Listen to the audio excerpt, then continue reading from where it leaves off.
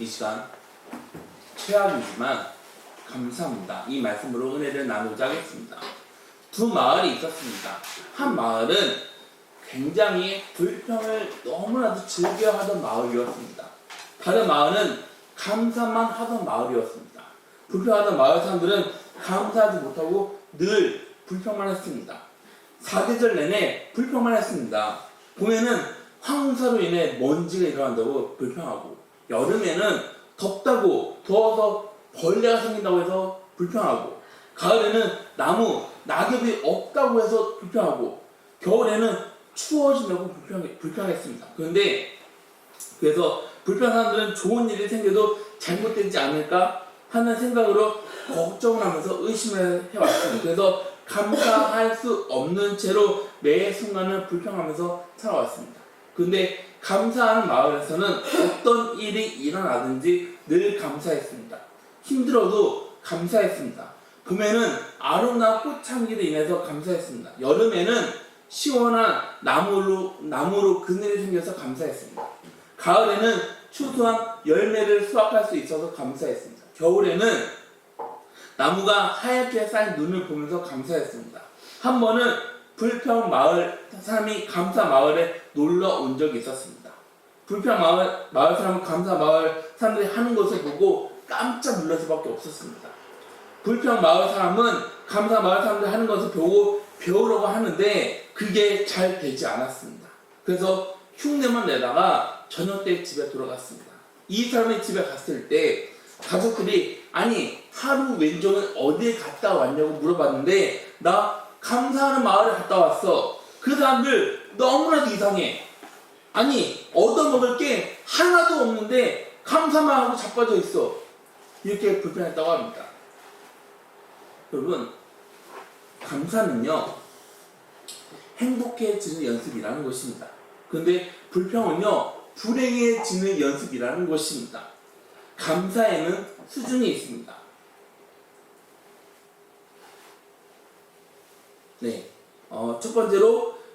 첫 번째 감사는 조건에 감사합니다. 내가 하는 일이 잘 되면 그때서야 감사합니다. 내가 지금보다 더 많은 돈을 벌게 되면 그때서야 감사합니다. 그리고 두 번째 감사는 받아서 감사합니다. 나보다 못하는 사람하고 비교를 하게 됩니다. 내가 받은 것으로 감사합니다. 이거 나쁜 거 아닙니다. 우리가 하는 감사는 2단계 감사이지 않습니까? 받아서 그걸로 감사합니다. 세 번째 감사는 최악인데 감사합니다. 사랑 역시 마찬가지입니다. 최악의 상황입니다. 그런 상황인데 하나님을 온전하게 신뢰하고 감사하는 것이 최고의 단계라는 것입니다. 성경을 보게 되면 감사할 수 있는 상황이 아닙니다. 감사할 조건이 아닙니다. 그런데 믿음의 선배들은 어떻게 나아갑니까? 모든 상황을 믿음으로 뛰어넘어 하나님한테 감사를 드리지 않습니까? 생각을 넘어 신앙생활 하는 사람들이 있습니다. 바울은 감사하면서 하나님을 찬양합니다. 그럼 바울은 어디에서 그렇게 감사했을까요?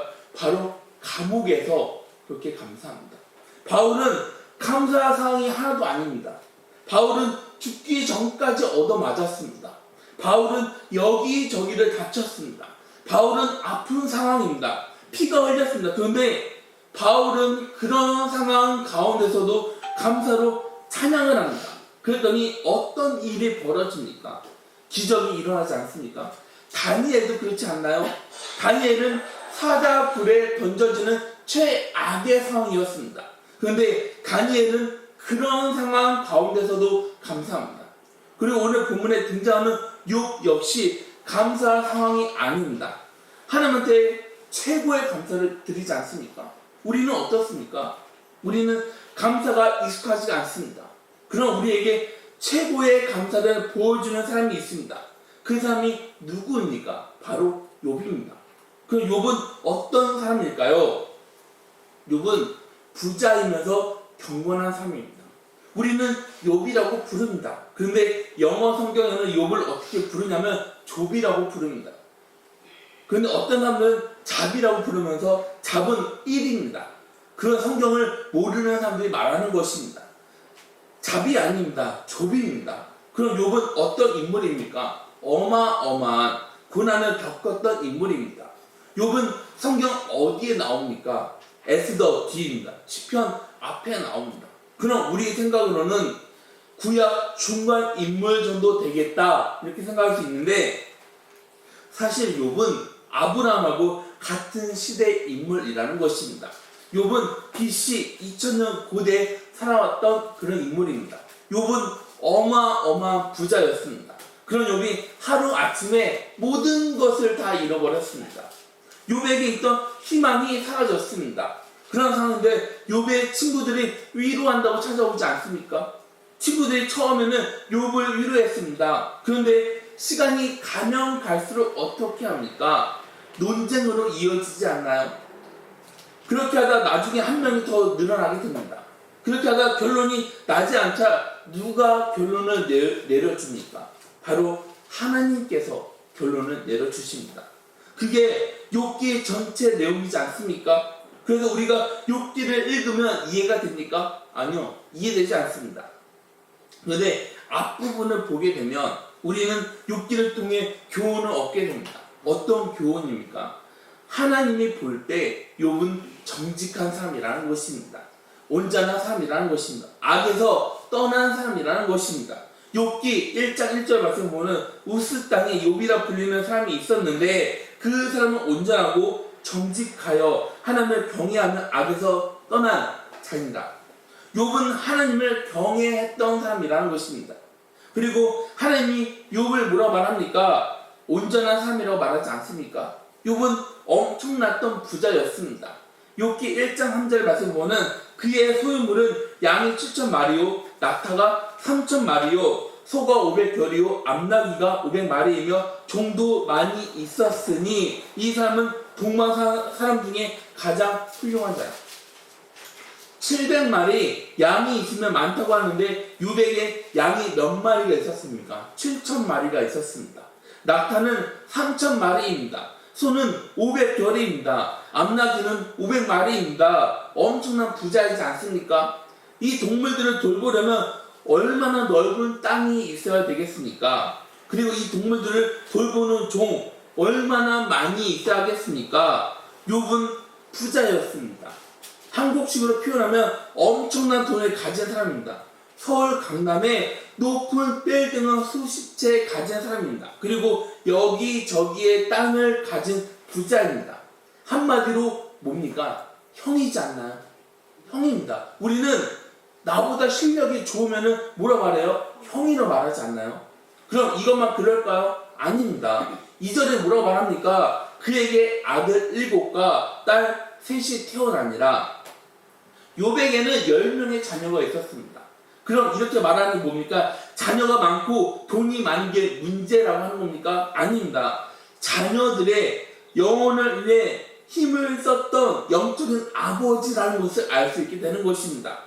욥기 1장 4절부터 5절 말씀을 보면 그의 아들들이 자기 생일에 각각 자기 집에서 잔치를 베풀고 그의 누이 3명도 청하여 함께 먹고 마시더라. 그들이 차례대로 잔치를 끝내면 욥이 그들을 불러다가 성결하게 하되 아침에 일어나서 그들의 명수대로 번제를 드렸으니 이는 욥이 말하기를 혹시 내 아들들이 죄를 범하여 마음으로 하나님을 욕되게 하였을까 합니다. 욥의 행위가 항상 이러하였더라. 이게 어떤 말입니까? 욥은 어떤 아버지입니까? 내 자녀들이 하나님만 의지하기를 원했다는 것입니다. 내 자녀들이 하나님만 경외하기를 원했다는 것입니다. 이런 부모가 어디에 있습니까? 욥은 자녀들 경건에 관심을 가졌던 아버지입니다. 그럼 한두 번만 그렇게 했습니까? 아닙니다. 항상 그렇게 해왔다는 것입니다. 욥은 부러울 게 하나도 없을 정도로 부자였습니다. 그런데 욥은 어떻게 살아갑니까? 경건하게 살아갑니다. 욥은 내 자녀들이 하나님 앞에 경건하게 살아야 한다고 그렇게 가르쳤습니다. 그런데 우리는 어떻습니까? 우리에게 어려움이 오면 넘어지는 것보다 일이 잘 풀릴 때 신앙에 넘어지는 사람들이 얼마나 많이 있습니까? 우리 신앙은 내 생각대로 되지 않고 내 계획대로 풀리지 않을 때, 내 계획대로 되지 않을 때 그때서야 풀려나가는 것을 우리는 알 수 있게 됩니다. 그럼 왜 그때 풀릴까요? 내 일이 어렵고 내가 힘들면 누구를 의지하게 됩니까? 하나님을 의지하게 되지 않습니까? 누구한테 매달립니까? 하나님한테 매달리게 되지 않습니까? 그런데 일이 잘 풀리고 돈을 잘 벌고 성공해서 높아지면 사람들은 어떻습니까? 교만해진다는 것입니다. 느슨해집니다. 자연적으로 하나님을 멀리하게 됩니다. 이런 경우가 대부분이지 않습니까? 그런데 욥은 그렇게 하지 않았다는 것입니다. 사람들은 배가 부르면 생각이 변합니다. 배고플 때하고 배부를 때 생각이 달라집니다. 왜 그런 거 있죠? 우리 배가 너무 아픕니다. 그러면은 우리 배가 너무 아파서 어디를 가요? 아니요. 그 병원, 그 아픈 배가 아니고 어디 가요? 그죠? 근데 우리가 들어갈 때하고 나올 때가 어때요? 다르다고 하죠. 사람들은 조금이라도 어려워지면 하나님을 찾게 됩니다. 그런데 성공하면 마음이 하나님 쪽으로 쏠립니까? 아닙니다. 그럼 어디로 쏠리게 됩니까? 돈으로 쏠리게 됩니다. 하나님 중심에서 돈 중심으로 변하게 됩니다. 그런데 욥은 어떻습니까? 그렇지 않습니다. 이 얼마나 놀라운 사람입니까? 6절부터 12절 말씀을 보면 하나님한테 사탄이 오게 됩니다. 그런데 하나님이 사탄한테 누구를 자랑합니까? 욥을 자랑하지 않습니까? 하나님은 욥을 인정했습니다. 그런데 욥은 뭘 겪게 됩니까? 불행을 겪게 됩니다. 욥은 엄청난 부자였습니다. 욥은 영적으로 경건했던 사람입니다. 그런 욥에게 불행이 닥쳐옵니다. 하나만 겪게 돼도 엄청난데 그 불행한데 그런데 욥은 힘든 게 뭡니까? 원인을 모른다는 것입니다. 우리가 실수해서 우리가 잘못해서 받는 벌이라면 어느 정도는 견딜 수가 있습니다. 그런데 아무 잘못 없이 불행을 겪게 되면 그건 엄청난 고통이지 않습니까? 사실 욥은 힘든 이유를 몰랐습니다. 원인을 몰랐습니다. 그래서 욥기를 보면 본인에게 닥친 고난의 이유를 찾으려고 몸부림치던 것이 바로 욥이지 않습니까? 욥은 하루아침에 모든 것을 다 잃어버렸습니다. 욥의 자녀들이 집에서 잔치를 벌이고 있었습니다. 그런데 어떤 일이 벌어집니까? 14절부터 15절 말씀 보면은 사환이 욥에게 와서 아뢰되 소는 밭을 갈고 나귀는 그 곁에서 풀을 먹는데 스바 사람이 갑자기 일어나 그것들을 빼앗고 칼로 종들을 죽였나이다. 나만 홀로 피하였으므로 주인께 아래로 왔나이다. 소와 나귀를 돌보고 있었는데 갑자기 스바, 여러분 이 말 이상하죠? 억양을 세게 하면은 어떻게 돼요? 욕으로 변합니다. 그래서 말을 세게 하면 안 돼요. 스바 이렇게 하셔야 됩니다. 다시 한번 할까요? 스바. 네. 이렇게 사람한테 대놓고 그 스바라고 하면 안 됩니다. 알죠? 스바 사람들이 우리를 갑자기 찾아와서 다 죽였습니다. 저만 도망쳤습니다. 엄청난 피해지 않습니까? 그런데 그 말 끝나기 무섭게 다른 종이 와서 뭐라 말합니까? 16절 말씀입니다. 그가 아직 말하는 동안에 또 한 사람이 와서 아뢰되 하나님이 불이 하늘에서 떨어져서 양과 종들을 살려 버렸나이다. 나만 홀로 피하였으므로 주인께 아래로 왔나이다. 정말 생각하지 못했던 마른 하늘에서 떨어진 날벼락입니다. 하늘에서 불이 떨어졌다는 게 뭡니까? 번개가 쳤다는 것입니다. 벼락 맞아서 다 죽었습니다. 그런데 다른 소식이 또 전해지지 않습니까? 17절 말씀입니다.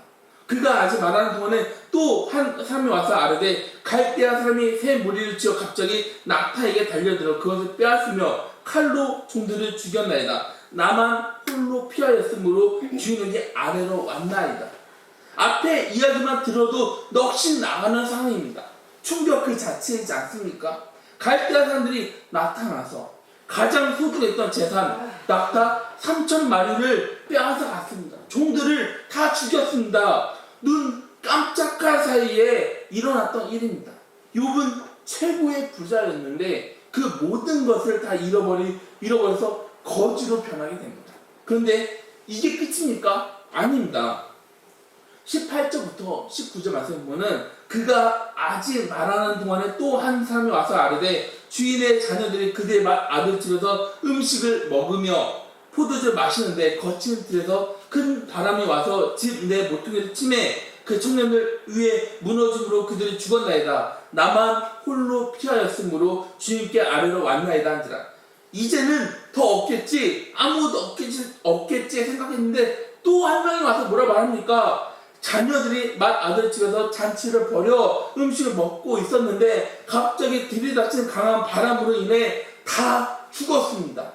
욥은 내 자녀들이 마음으로 하나님한테 죄를 짓지 않았을까? 그걸 늘 걱정하면서 살아왔던 사람입니다. 그래서 늘 번제를 드리면서 자녀들을 사랑했던 사람이기도 합니다. 그렇게 아꼈던 자녀들이 하루 아침에 다 죽어버립니다. 모든 재산을 잃어버린 것도 충격 그 자체이긴 하지만 자녀들이 죽었다는 게 더 충격이지 않겠습니까? 고통 그 자체이지 않겠습니까? 그럼 이걸로 끝입니까? 아닙니다. 2장을 보면은 욥의 몸에 뭐가 생깁니까? 피부병이 생기지 않습니까? 질그릇 조각으로 몸을 긁어야 하는 그런 상황이 되었습니다. 욥의 몸이 건강하면 다시 일어날 수 있었는데 머리부터 발끝까지 종기가 생겼습니다. 얼마나 가려우면 그 그릇 조각으로 본인 몸을 그렇게 긁어야 했을까요? 그럼 이걸로 끝일까요? 아닙니다. 욥의 아내가 뭐라 말합니까? 저주를 하게 됩니다. 욥기 2장 9절 말씀입니다. 그의 아내가 그에게 이르되 당신이 그래도 자기의 온전함을 굳게 지키느냐? 하나님을 욕하고 죽으라. 이게 어떤 말입니까? 온전함을 지킬 거야. 이 말은 지금 이런 상황인데 하나님을 믿을 거야.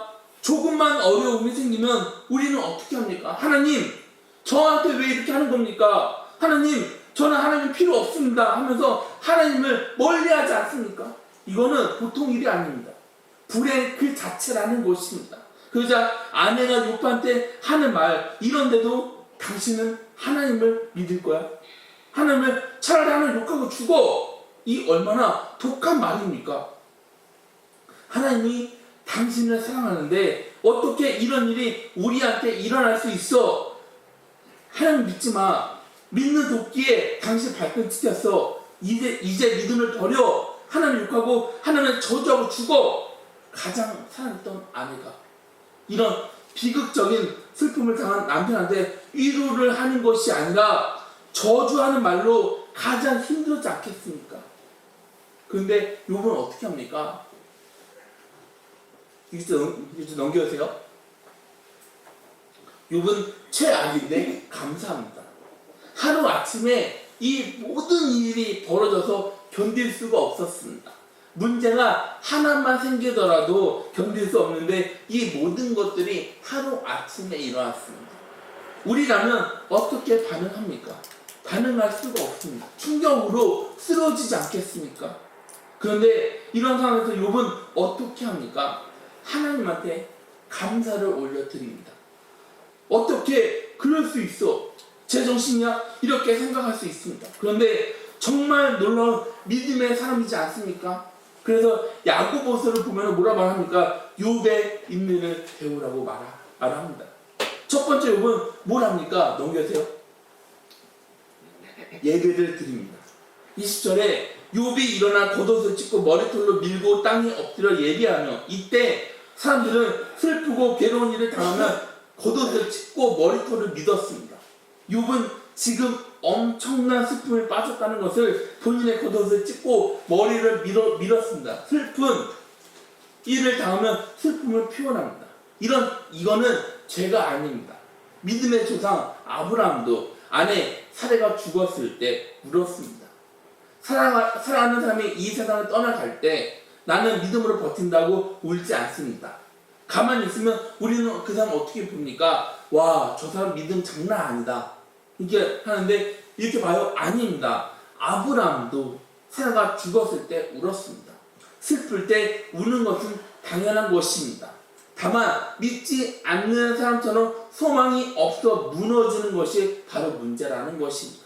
그런데 이 세상에서 사랑하는 사람을 볼 수 없으면 눈물을 흘리는 건 자연스러운 일이라는 것입니다. 예수님도 나사로 무덤에서 울었습니다. 그래서 우리가 슬픔을 당할 때 눈물 흘림으로 두려워할 필요는 하나도 없다는 것입니다. 슬픈 일이 있으면 눈물 흘려야 합니다. 그게 바로 우리 감정이지 않습니까?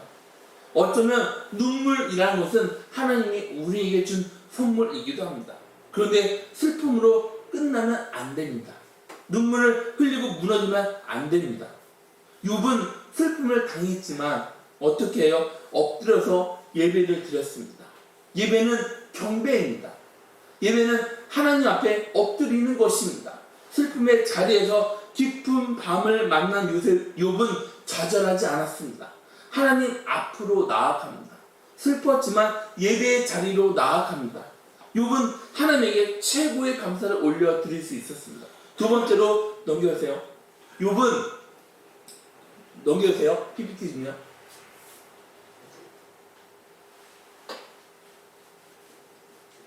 욥은 하나님을 다음 넘겨주세요. 다음으로 넘겨주세요. 욥은 하나님을 찬양합니다. 21절에 보면은 이르되 내가 모태에서 알몸으로 나왔사온즉 또한 알몸의 그리로 돌아가올지라도 주신 이도 여호와시오 거두신 이도 여호와시오니 여호와 이름을 찬송을 받을지니라 하고 욥은 핵심을 알고 있었습니다. 그 핵심이 뭡니까? 알몸으로 태어나서 알몸으로 죽는다는 것입니다. 아이가 태어날 때 알몸으로 태어납니다. 여러분 그거 아시죠? 아이가 태어날 때 먼저 옷을 다 입고 나와요? 아니지 않나요? 맨몸으로 나옵니다. 죽을 때는 어때요? 옷을 입혀서 그렇지 알몸으로 가지 않습니까? 그런데 이 세상에 살아가는 동안 하나님은 우리한테 너무 많은 것을 주셨습니다. 욥은 그 너무나도 중요한 것을 알고 있었습니다. 욥은 하루 아침에 모든 것을 다 잃어버렸지만 하나님 앞으로 나아갈 수 있었습니다. 하나님을 원망하지 않고 뭐라 말합니까? 주신 분도 하나님입니다. 거두신 분도 하나님을 찬양하지 않습니까? 내가 왜 이거를 당해야 하는지 모르지만 거기에는 하나님의 뜻이 있습니다. 욥은 내 노력으로 내 힘으로 이 많은 것을 얻었다고 생각하지 않았습니다. 그런데 우리는 어떻습니까? 조금이라도 성공하면 내가 잘해서 얻은 거야. 이건 내 힘으로 얻은 거야. 내 능력으로 이루어진 거야. 이렇게 착각하지 않습니까? 그런데 여러분 우리가 조금만 한번 생각해 봅시다. 그게 내 노력으로 이루어진 겁니까? 아닙니다. 하나님이 이루어 주셨습니다. 하나님이 그것들을 우리에게 허락해 주셨습니다. 하나님이 해주신 것을 어떻게 내가 노력해서 성공했다고 말을 할 수 있겠습니까? 욥은 그걸 알았습니다. 욥은 엄청난 부자였지만 그건 내 힘으로 된 게 아닙니다. 하나님이 저에게 물질을 주셨습니다. 하나님이 저에게 자녀를 주셨습니다. 풍성하게 채워주셨습니다. 그래서 하나님 앞에서 살아가려고 했습니다. 그런데 내 모든 것을 거둬주신 분도 하나님이라고 고백하지 않습니까? 그래서 하나님을 찬양할 수 있었습니다. 우리의 삶에도 낮이 있고 밤이 있습니다. 정말 한치 앞을 볼 수 없을 정도로 캄캄한 밤을 보낼 때 있습니다. 그런 가운데 하나님을 노래하게 됩니다. 욥이 그렇게 하나님을 찬양해 나아갔습니다. 하나님의 섭리를, 하나님의 주권을, 하나님의 뜻을 의지해서 그렇게 할 수 있었습니다. 이게 바로 최고의 감사이지 않겠습니까? 다음으로 넘겨주세요. 욥이 이랬습니다. 22절입니다. 이 모든 일에 욥이 범죄하지 아니하고 하나님을 향하여 원망하지 아니하니라. 하나님을 원망하지 않았습니다. 입술로 원망하지 않았습니다. 우리 생각 너무나도 중요합니다. 그런데 우리 생각보다 중요한 게 뭡니까? 바로 말이라는 것입니다. 욥이 범죄하지 않았다고 합니다. 마음이 그렇지만 말로 범죄하지 않았습니다. 믿음이 좋은 사람이라 해도 하나님이 하는 일을 이해할 수는 없습니다. 특히 어려움이 생기면 하나님은 나를 그렇게 사랑하면서 왜 나한테 이런 일을 주는 겁니까? 하나님 왜 나한테 이런 것을 허락하는 겁니까? 이해할 수 있습니까? 아니요, 이해할 수 없습니다. 우리는 이렇지 않습니까? 내 마음에 들지 않으면 어떻습니까? 따지지 않나요? 이거 왜 이래요? 하나님 저한테 왜 이렇게 하는 겁니까? 하나님 저한테 이렇게 하는 거 저 너무나도 싫어요. 그런데 욥은 하나님께서 하는 일에 아무 말을 하지 않습니다. 굉장한 믿음이지 않습니까? 하나님은 실수하지 않는 분이십니다. 그걸 인정합니다. 실수 없는 하나님을 욥이 믿었습니다. 완벽한 하나님을 믿었다는 것입니다. 그래서 욥은 어려운 가운데서도 이슬로 죄를 짓지 않았습니다. 욥의 아내가 뭐라 말합니까? 하나님을 욕하고 죽으라고 말하지 않습니까? 이런 상황이라면 그렇게 할 수 있지 않나요? 그러면서 욥은 아내한테 뭐라 말합니까? 아니 어떻게 그렇게 말할 수 있어? 오늘 너 죽고 나 살자 하면서 같이 싸울 수 있지 않나요? 그런데 욥은 그렇게 하지 않았습니다. 그러면서 이렇게 말합니다. 욥기 2장 10절 말씀을 보는 그가 이르되 그대의 말이 한 어리석은 여자의 말 같도다. 우리가 하나님께 복을 받았은즉 화도 받지 아니하겠느냐 하고 이 모든 일에 욥이 입술로 범죄하지 아니하니라. 너가 이런 상황인데 하나님을 믿을래? 하나님을 욕해 야단칠 수 있습니다. 그런데 욥이 뭐라 말합니까?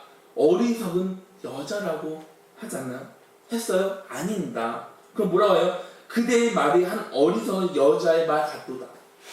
누군가 당신은 사람이 덜 됐어. 말하면 뭐?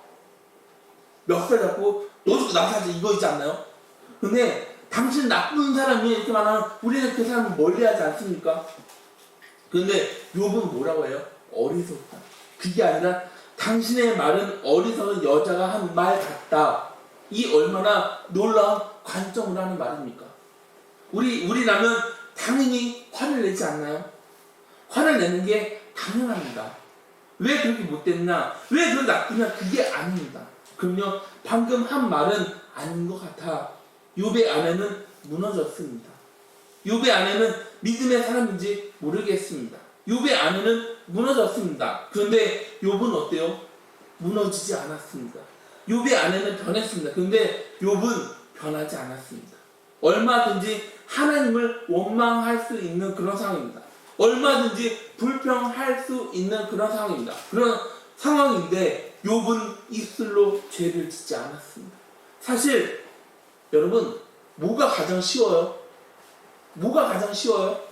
말하는 게 가장 쉽죠. 말 지적하는 게 가장 쉽죠. 누가 가장 잘해요? 우리가 가장 잘합니다. 판단하고 불평하고 원망하고 우리가 가장 잘합니다. 그런데 그만큼 말로 인해서 죄를 짓게 되는 것입니다. 이해하기 어려운 일을 당하면 입술로 죄를 짓는 게 가장 쉽습니다. 나도 모르게 하나님을 원망합니다. 하나님 왜 저를 이렇게 힘들게 하는 겁니까? 하나님 어떻게 저한테 이렇게 할 수 있습니까? 제가 하나님한테 뭘 잘못했습니까? 제가 지금까지 하나님한테 어떻게 했는지 하나님 그거 너무나 잘 알지 않습니까? 말하는 거 너무나도 쉽습니다. 사람들은 하나님을 원망합니다. 시대를 원망합니다. 사람들을 원망합니다. 그런데 욥은 하나님을 원망하지 않았습니다. 욥은 사람을 원망하지도 않았습니다. 이런 최악의 상황에서 드릴 수 있는 감사는 최고의 감사라는 것입니다. 최고의 감사를 드린 욥은 최고의 복을 받았습니다.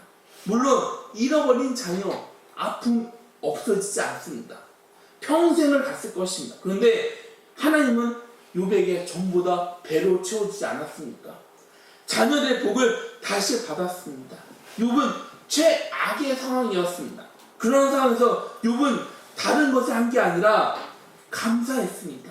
그렇게 하자 최고의 복을 받았고 영광을 누리지 않았습니까? 그래서 지금 우리에게 인내를 전해주고 있는 것이 아닙니까? 우리는 최악이지만 최고의 감사를 드린 욥을 우리가 기억해 나가야 합니다.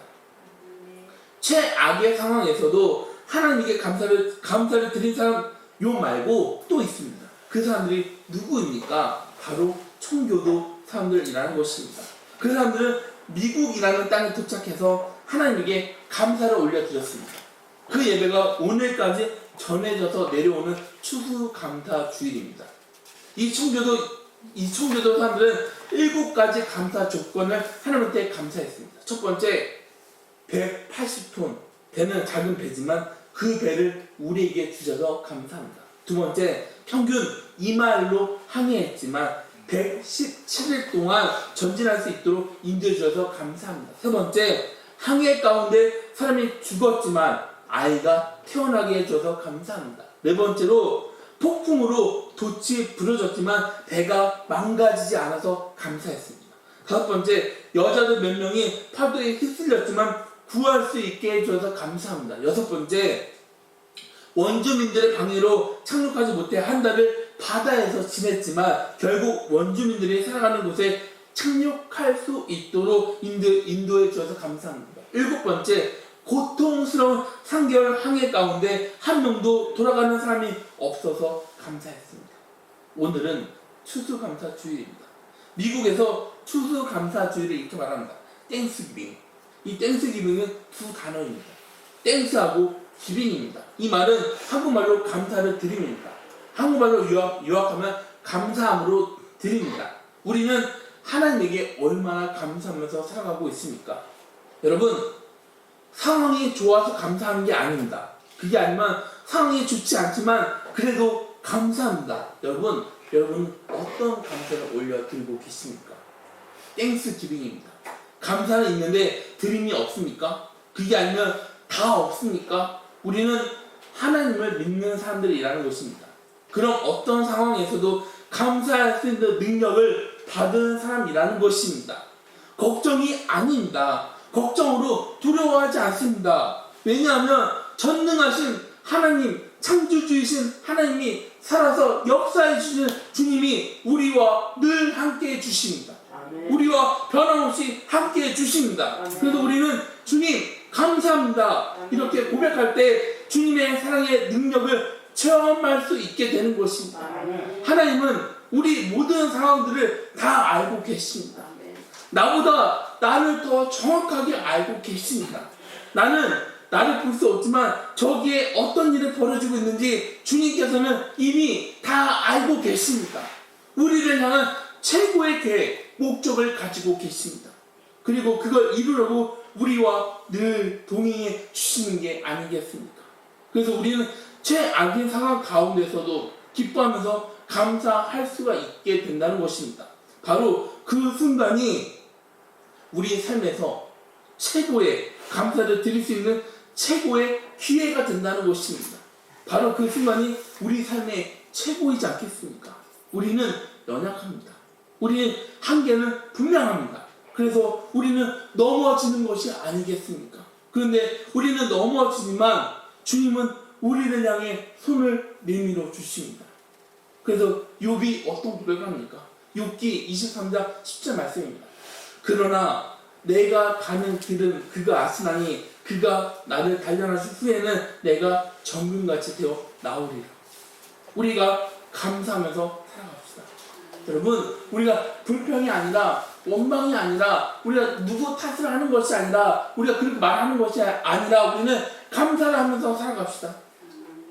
우리가 주님의 은혜를 기억하면서 주님의 은혜에 감사를 하면서 살아가는 저와 여러분들이 다 되시기를 주님의 이름으로 축원합니다. 다 같이 기도하시겠습니다.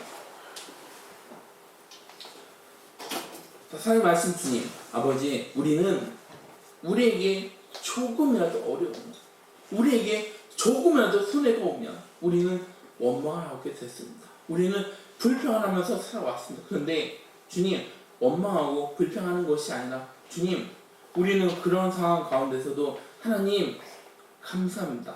우리는 그런 상황 가운데서도 하나님을 향해 나아가기를 간절하게 원합니다. 주님, 우리 삶을 주님께서 인도하여 주시옵소서. 그래서 우리 입술에서 나오는 게 불평이 아니라 감사가 나오기를 간절하게 원합니다. 주님, 우리가 받은 은혜를 기억하고 감사로 살아갈 수 있는 우리 귀한 성도님들이 되어줄 수 있도록 아버지 주님께서 인도하여 주시옵소서.